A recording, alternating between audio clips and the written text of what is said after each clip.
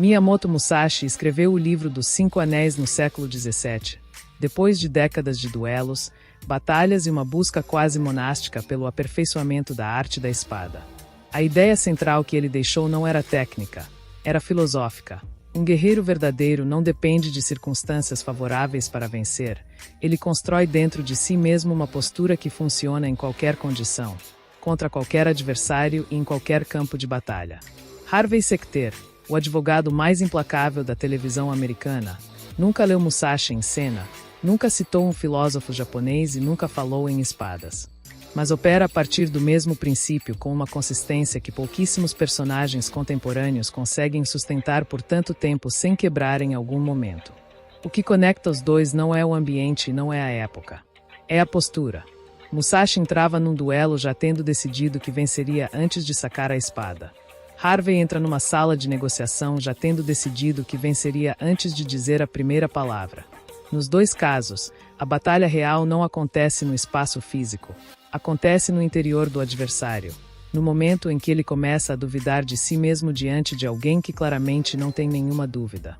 E quando essa dúvida aparece no adversário, o resultado já está encaminhado, independente do que ainda vai ser dito ou feito. E é aqui que a coisa fica interessante, porque essa postura não é arrogância no sentido vazio da palavra. É algo construído, algo que custou muito antes de parecer natural. Musashi passou décadas em treinamento antes de desenvolver aquela presença que fazia adversários hesitarem antes mesmo de o ataque começar.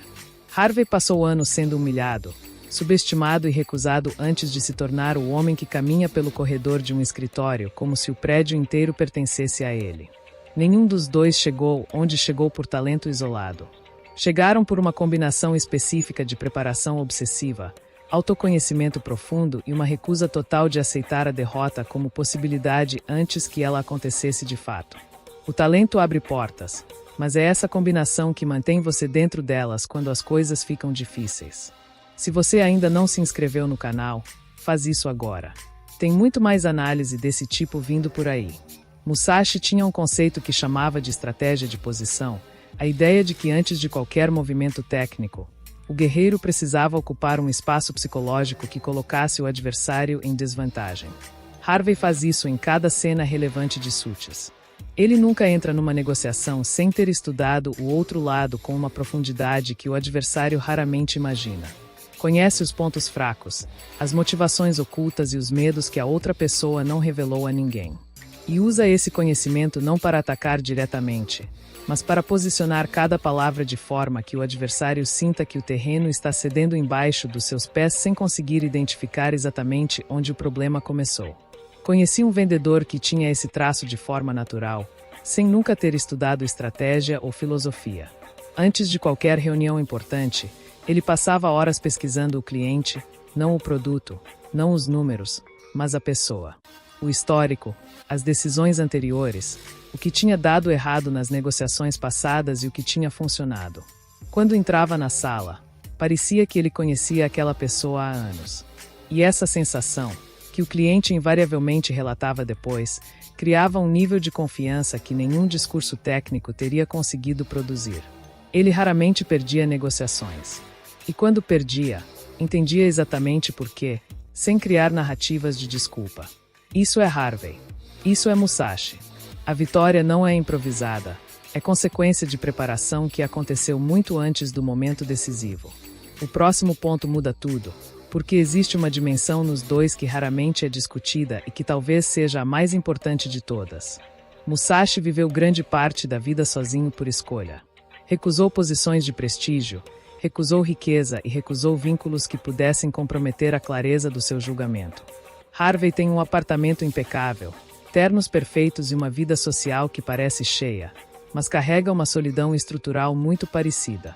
As pessoas ao redor raramente chegam perto do que ele realmente é, porque ele não permite. Não por frieza, mas pela mesma razão que Musashi se mantinha à distância de atachamentos. Quem tem muito a perder num confronto tende a hesitar no momento decisivo, e hesitação é o começo da derrota.